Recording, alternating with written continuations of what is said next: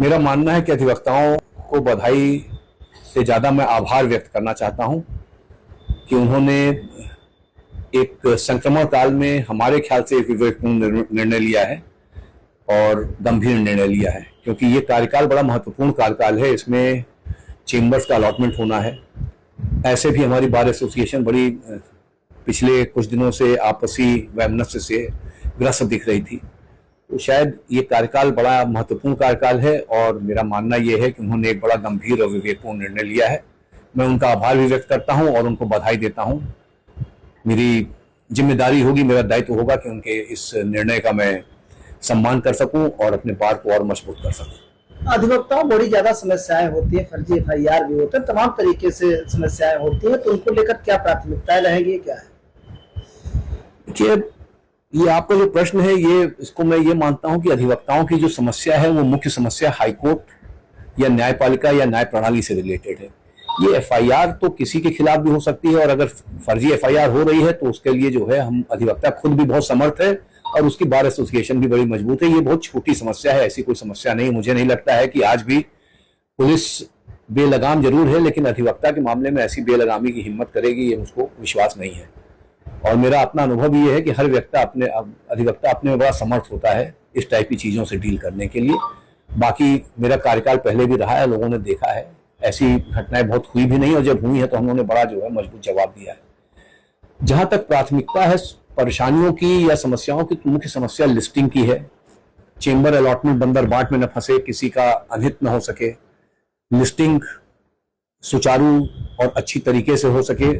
जो अभी समस्याएं आ रही हैं कि मुकदमे एक के बाद एक लिस्ट होते जा रहे हैं, टेकअप नहीं हो रहे हैं, या मुकदमे लिस्ट ही नहीं हो पा रहे हैं, टेकअप भी नहीं हो पा रहे हैं, इन सब समस्याओं पे हम लोगों को काम करना पड़ेगा और इनका समाधान ढूंढना पड़ेगा।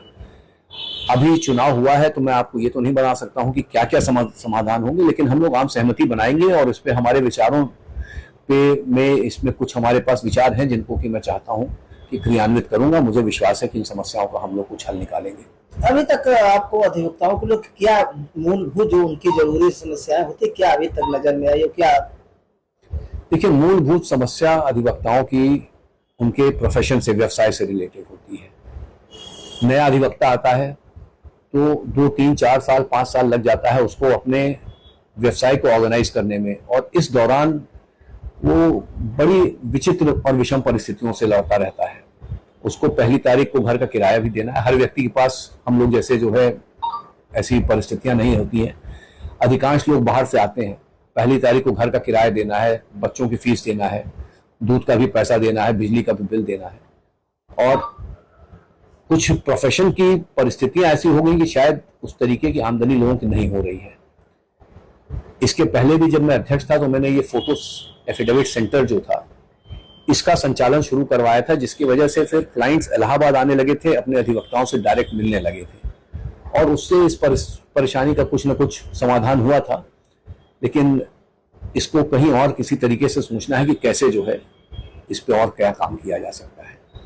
उनकी दूसरी समस्या है कि जिसके पास काम भी है उसको लिस्टिंग हाई कोर्ट में बड़ी मुश्किल हो गई है, मुकदमों को टेकअप कराना मुश्किल हो गया है। फ्रेश फाइल होता है, 2-2, 3-3 महीने बेलें नहीं हो रही हैं। बेल अगर 3 महीने बाद किसी व्यक्ति की हो रही है और 3 महीने उसको जेल में रखा गया तो ये जो है ये अमानवीय है, मतलब ये ह्यूमन राइट्स का वायलेशन है। लेकिन हमारी जुडिशरी को कहीं ना कहीं इस पे आत्मचिंतन करना पड़ेगा कि कोई ना कोई प्राथमिकता बनानी पड़ेगी, स्पेशली जहां लिबर्टी इन्वॉल्व है, ह्यूमन लिबर्टी इन्वॉल्व है, वहां अगर बेल है तो बेल कंसिडर होनी चाहिए। आप खारिज कर देते हैं, बात समझ में आती है, लेकिन बेल की सुनवाई ना हो, तारीखें पड़ती रहें, ये उचित नहीं है। मेडिकल इंश्योरेंस की समस्या है। अक्सर मेडिकल एड में पिछली बार भी देखा गया, इसके पहले भी देखा गया, कोई कारखानी आती है, शिकायतें होने लगती हैं, साहब हमको नहीं दिया, हमको दिया। कारखानियों ने भी ये कहा कि इन्होंने बड़ा गलत किया और इनको हटाया जाए, इनको जो है ब्लैकलिस्ट किया जाए। तो इन समस्याओं से बेहतर है, हमारे दिमाग में ये है कि अगर मेडिकल इंश्योरेंस हमारी आर्थिक संसाधनों के अंतर्गत हो सके तो कुछ ऐसा इंश्योरेंस करा दिया जाए कि मेडिकल इंश्योरेंस 2 लाख रुपए का अधिवक्ता करा ले और उसका जो प्रीमियम आ रहा है आधा प्रीमियम अधिवक्ता दे दे, आधा बार दे दे। शायद हमारे ख्याल से जितना मेडिकल एड में हम लोग साल भर में खर्च करते हैं उतने ही में जो है ये काम भी हो जाएगा। हाई कोर्ट में कनेक्टिविटी की समस्या है, वाईफाई की समस्या है। मेरा ये भी मानना है कि हमारे कोर्ट की प्रोसीडिंग्स लाइव स्ट्रीमिंग होनी चाहिए। मध्य प्रदेश में है, गुजरात में है, अन्य कोर्ट्स में है, लाइव स्ट्रीमिंग हमारे यहाँ होनी चाहिए। टेक्नोलॉजी को अडॉप्ट करना पड़ेगा। लाइव स्ट्रीमिंग से एक बड़ा फायदा होता है कि एक तो आपके लिटिगेंट को ये पता चल जा रहा है कि उसके साथ न्याय कैसे हो रहा है कि नहीं हो रहा है। उसको ये भी पता चल जाएगा कि आप लिस्टिंग की क्या समस्या है, क्यों नहीं मुकदमे टेकअप हो रहे हैं, और कोर्ट की पारदर्शिता बढ़ेगी। साथ में जब कैमरा रहता है तो व्यवहार शिष्ट हो जाता है सब तरफ से। तो शायद लाइव स्ट्रीमिंग सबके लिए फायदेमंद है, ये होना चाहिए।